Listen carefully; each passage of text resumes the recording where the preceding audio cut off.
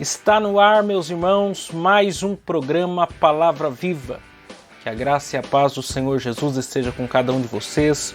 Estamos juntos para mais um dia de aprendizado por meio do programa Palavra Viva. Eu fico muito feliz por saber que vocês estão mais uma vez comigo para meditarmos na Palavra de Deus. Meu nome é Miqueias Alves e meu WhatsApp para você que me ouve, me mandar uma mensagem, fazendo seu pedido de oração, é 12991925941. 12991925941. 12991925941. Minhas redes sociais são no Facebook é Miqueias Alves, no Instagram é @Miqueias Alves de Souza Cruz e no meu canal do YouTube é Miqueias Alves. Siga-me lá que temos conteúdo de qualidade para vocês.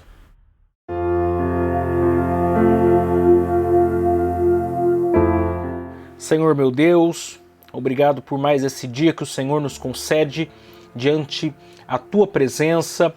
Fala conosco mais uma vez mediante a Tua palavra. Abençoa os ouvintes dessa programação e que o Senhor possa fazer coisas maravilhosas por nós, em nome de Jesus. Amém.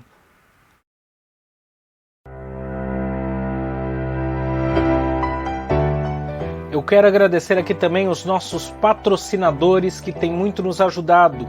E você que me ouve e deseja ajudar a patrocinar esse programa de rádio, anunciando a sua empresa ou nos dando uma oferta voluntária, entre em contato comigo pelo contato 12991925941. 12991925941. 12991925941. Quero agradecer aqui o Pinda Bateria, situado na Avenida Doutor Fonte Júnior, 1149, Maria Áurea, Pindamonhangaba, São Paulo. O telefone é 12-3648-8135 ou 12-99191-3026. Bateria somente para carros a partir de R$ 150 com troca em até 3 vezes sem juros. Tratar com Neide Ramos ou Cláudio Bueno, nossos amigos e irmãos em Cristo. Como também quero agradecer a Marcearia Betel, situado na Rua Bulgária, 355 Pazim, Pindamonhangaba, São Paulo. O telefone é 12-98896-3701. E atenção lancheiros, produzimos o melhor pão de hambúrguer da cidade. Tratar com Wesley, meu amigo em Cristo. Quero agradecer também a Serralheria Venâncio. O telefone é 12-98222-2300. Tratar com Cláudio Venâncio para confecção de portão basculante, grade, portão de correr, cobertura de policarbonato e toldos. Quero agradecer também a Dona Maria Bolos e Salgados, situado na Avenida CTI 205, Bonfim, Taubaté, São Paulo. O telefone é 12-3624-2875 ou 12-992-30-53-87. O Facebook é Dona Maria Bolos e Salgados. O Instagram é @Dona Maria Bolos e Salgados. O horário de funcionamento da loja física é de segunda a sábado, das 7 às 19 horas e domingo, das 11 às 14 horas, exceto datas comemorativas. Lá eles possuem bolos decorados, bolos secos, bolos fitness, salgados fritos e assados, doces tradicionais e personalizados e bolos temáticos com pasta americana. Quero agradecer também a Gileari Engenharia, situado na Galeria Barão Box 14, centro de Pindamonhangaba, São Paulo. O telefone é 12-98105-4725. Tratar com Eliel Ferreira, nosso amigo em Cristo, para a aprovação de projetos, desmembramento e unificação de lote.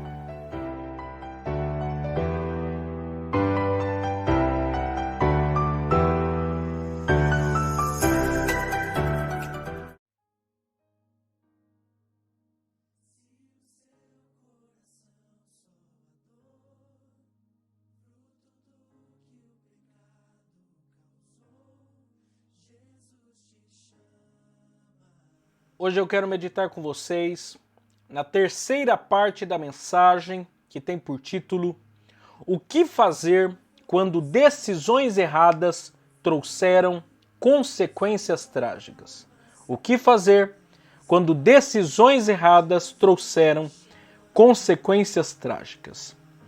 E essa mensagem está embasada no livro de Ruth, capítulo de número 1 e versículos de número 1 a 5. Quinta-feira nós havíamos visto o primeiro ponto dessa mensagem, em que trata do problema central dessa história. O problema era o próprio contexto do livro dos Juízes e a fome que estava assolando a nação de Israel. E aí nós aprendemos que diante de certos contextos temos que avaliar o porquê aquilo está acontecendo para que saibamos tomar as decisões corretas. No caso deles, era o arrependimento de seus pecados por conta de seus desvios morais e espirituais ou religiosos. Já na sexta-feira, nós vimos o segundo ponto dessa mensagem que fala da decisão. Elimeleque havia tomado a decisão de sair de Israel e ir para Moabe, para remediar o seu problema no presente, só que ele não previu o que poderia lhe acontecer no futuro. E hoje nós veremos a terceira parte dessa mensagem que fala da consequência. Vimos no primeiro ponto dessa mensagem o problema, no segundo a decisão e agora, no terceiro, a consequência.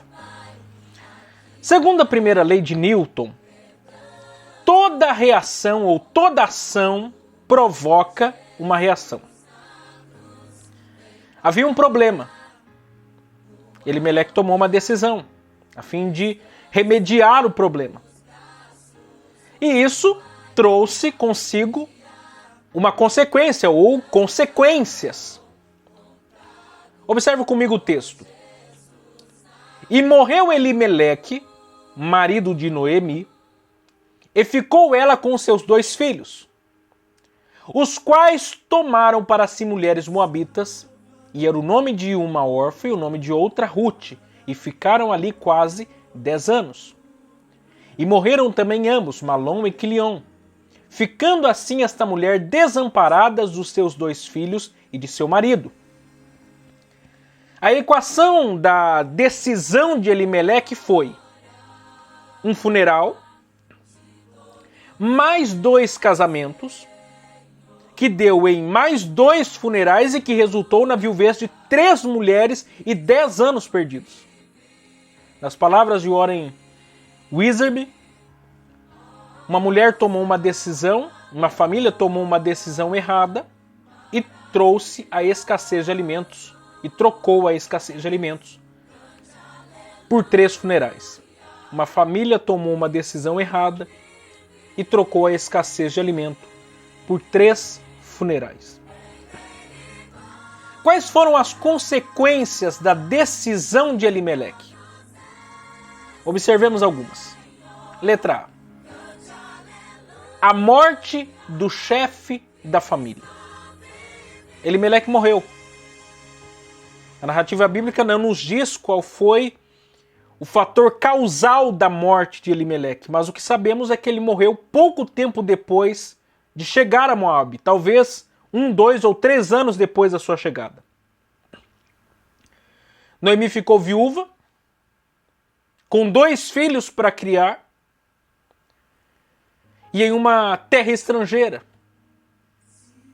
A viuvez de Noemi nos faz lembrar-se da viúva, mulher, das mulheres, dos filhos dos profetas, de 2 Reis, capítulo 4, que ficou viúva com 2 filhos para criar e com uma enorme dívida a pagar aos seus credores. A morte do chefe da família, no período bíblico, não é semelhante aos dos dias atuais. Hoje muitas mulheres, depois que o marido morre, ficam em uma posição financeira até vantajosa. Mas nos dias de Noemi não era assim. Elimeleque havia tomado a decisão de fugir da fome de Israel e colocou toda a sua família em uma terra estrangeira. Ele só não imaginou o que poderia lhe acontecer. Elimeleque agiu fora da direção de Deus e por isso saiu da proteção do mesmo. A bênção de Deus para a vida dele e sua família estava em Israel e não em Moabe. Quando saímos do centro da vontade de Deus para as nossas vidas, é como se nós estivéssemos saindo debaixo da sombra do Todo-Onipotente, das asas do Altíssimo. Deus é onipotente, onisciente, onipresente. Mas se nós não estivermos aonde Ele destinou para que nós estivéssemos, nós estaremos sozinhos e sujeitos aos perigos do inimigo. Lembra de Daniel na cova dos leões? Sadraque, Mesaque e Abednego na fornalha de fogo ardente? Ou de Paulo e Silas na prisão? Então, todos estavam em lugar de perigo. Mas todos estavam no centro da vontade de Deus. Por isso foram guardados por Ele. Letra B. 2 casamentos em julgo desigual. Elimeleque morreu. Noemi ficou viúva e Malom, o filho primogênito, que poderia ter liderado um regresso para a terra de Israel, que era o centro da vontade de Deus para a vida deles, ao invés disso, decidiu se casar com uma moabita, assim como também o seu irmão Quilion. O casamento é uma dádiva de Deus. De modo que foi o próprio Deus quem disse que não era bom que o homem estivesse só. No entanto, Deus havia deixado claro aos israelitas que era estritamente proibido o casamento com pessoas que não participavam de sua aliança. A questão aqui é que essa família já não estava no centro da vontade de Deus fazia tempo. O que implicava que era muito mais fácil permanecer no pecado do que sair dele. Malom e Quilion, ao se casarem com mulheres moabitas, estavam fazendo uma aliança política e religiosa com os moabitas. Ou seja, a partir do momento em que eles estavam se unindo àquelas mulheres, eles estavam virando as costas para tudo aquilo que Israel representava, para tudo aquilo que a sua terra de origem representava. Em outras palavras, o projeto que Elimeleque havia desenhado de passar apenas um tempo em Moabe, aqui estava sendo substituído por uma permanência permanente. O casamento deles era outra decisão a qual eles estavam tomando de se enraizar ali, constituir família, de construir família, ter filhos e dar netos a Noemi. Eles, ao se casarem com aquelas mulheres, estavam virando as costas de uma vez por todas ao Deus de Israel. O casamento em julgo desigual é uma decisão fatal no relacionamento do crente com Deus. Quando o crente se casa com o descrente, ele está preterindo a sua aliança com Deus. Deus passa a ocupar o segundo lugar na sua vida e família. Isso não vai funcionar. Isso não funciona. Por quê? Porque a prioridade de um será uma e a do outro será outra. Um estará com a cabeça nas coisas de cima e o outro com a cabeça nas coisas de baixo. Um estará buscando a santificação e o outro estará vivendo na prática do pecado.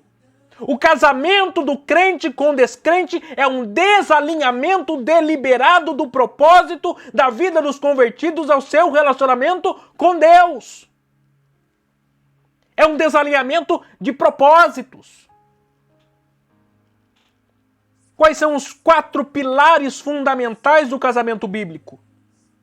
O casamento bíblico prevê 4 pilares fundamentais. Em primeiro lugar, o casamento bíblico é o casamento heterossexual.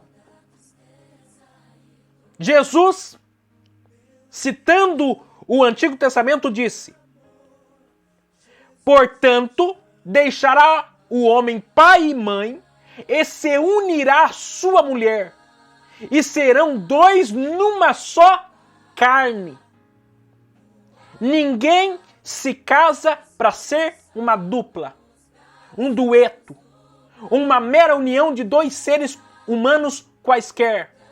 mas para tornarem-se uma só carne. O melhor termo para ser usado nesse sentido não é união, mas unicidade, qualidade do que é único.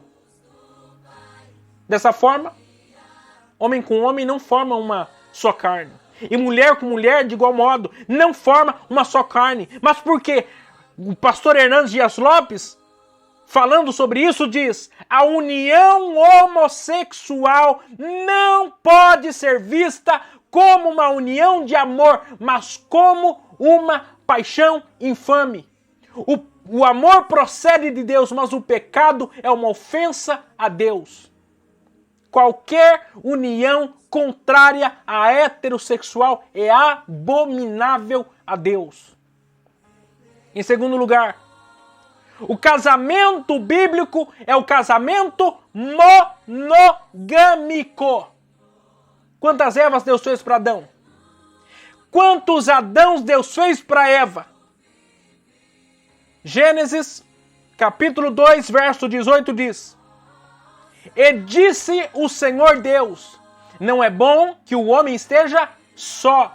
Far-lhe-ei uma adjutora, que esteja como diante dele. Deus fez uma. Então, como explicar a poligamia por parte de tantos homens de Deus no Antigo Testamento? Simples. Eles estavam desobedecendo à vontade de Deus. A poligamia só é encontrada na Bíblia após queda de Adão, ou seja, a poligamia é um reflexo claro que o pecado é a causa de muitos aderirem a casamentos livres ou modernos. Mas não encontramos antes da queda, que foi quando aconteceu o primeiro casamento, qualquer indício de casamento grupal ou livre. Isto é, aberto para relações casuais com outras pessoas, mesmo unidos legalmente com apenas uma. Casamento monogâmico. O casamento monogâmico é uma evidente manifestação da santidade de Deus na vida a dois, diferente da poligamia. Em terceiro lugar, o casamento bíblico é o casamento com pessoas que comungam da mesma fé. Malaquias capítulo 2, verso 10 diz: não temos todos o mesmo Pai? Não fomos todos criados pelo mesmo Deus? Por que será então que quebramos a aliança dos nossos antepassados, sendo infiéis uns para com os outros? Nesse versículo temos 3 perguntas, que sintetizando ficaria assim: Vocês são todos filhos de um mesmo pai e de uma mesma mãe. Estão debaixo de uma mesma Constituição Federal e ainda foram criados por um mesmo Deus. Então, por que esse ranço um para com os outros? Para que tanto adultério, divórcio e casamento com não convertidos?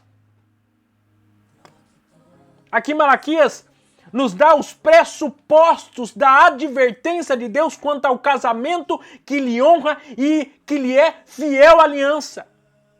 Sendo assim, diante de Deus, antes de Deus tratar do problema central, ou seja, a família em colapso moral, ele trata de questões basilares na formação étnica, os seus pais fundadores, e de questões religiosas, seu Deus e Criador. Então Malaquias, mais uma vez, pergunta e diz: não temos todos o mesmo Pai? Concordo com Joyce Baldwin, que pai aqui não está se referindo a Deus, mas a Abraão, Isaque e Jacó. Baldwin diz: a menção à aliança de nossos pais indica que este pai poderia ser um dos patriarcas, Abraão ou Jacó, Israel. Para Malaquias, nós são seus compatriotas judeus, de modo que mesmo que Deus fosse este pai, ele não estava pensando na fraternidade universal do homem, ele estava se preocupando com a lealdade fraternal dentro da nação de Israel. De Abraão, Deus fez uma grande nação. E uma nação especial, diferente e que era privilegiada. Não por seus méritos, mas pela graça mediante a fé. De modo que em Deuteronômio, não vou ler, capítulo de número 7, versos 6 a 8, vai nos descrever isso. Deus separou essa nação em Abraão, confirmou em Isaac e prosseguiu em Jacó. Deus estava querendo dizer ao povo, Deus estava querendo dizer o que o povo de Israel com isso. O que Deus estava querendo dizer ao povo com tudo isso? Que eles eram um só povo, com uma só promessa, com um só propósito. Aquele que está lá em Êxodo, capítulo de número 19, verso 6. E vós sereis reino sacerdotal e povo santo. O que levava esse povo ao adultério, que levava ao divórcio e que resultava em casamentos mistos, atacava frontalmente o propósito inicial de Deus de fazer de Israel um povo separado. Quando Deus pede para que Malaquias escrevesse o livro de Malaquias, ele pede para exortar a respeito desse tema, a respeito desse assunto. Por quê? Porque esse povo estava fazendo tudo menos a vontade de Deus. Estava vivendo em adultério, estava vivendo em divórcio, estava vivendo em casamento do crente com descrente, do israelita com não israelita, fazendo alianças políticas, fazendo alianças religiosas contrárias à vontade de Deus. Esse povo que já tinha visto Jezabel sendo casada com Acabe, a pior mulher do mundo, uma mulher idólatra, uma mulher sanguinária. Esse povo já havia visto muitos casamentos mistos, período de provação do povo. Esse povo foi levado para o cativeiro babilônico por conta desses pecados e eles estavam voltando no mesmo erro. Meus irmãos, isso aqui é muito sério para nós. Isso aqui é muito sério, porque esses pecados trazem outros pecados, essas práticas trazem outras práticas. Em quarto lugar, casamento bíblico é até que a morte o separe. Casamento é vitalício.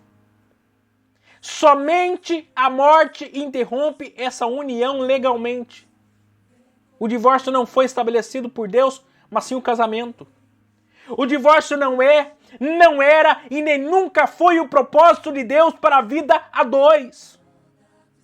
Casamento é uma viagem com passagem só de ida, ou seja, embora algumas viagens sejam incômodas, turbulentas e longas, o propósito delas é conduzir-nos a um destino mais agradável e feliz. Sendo assim, o que Deus uniu, não separe o homem.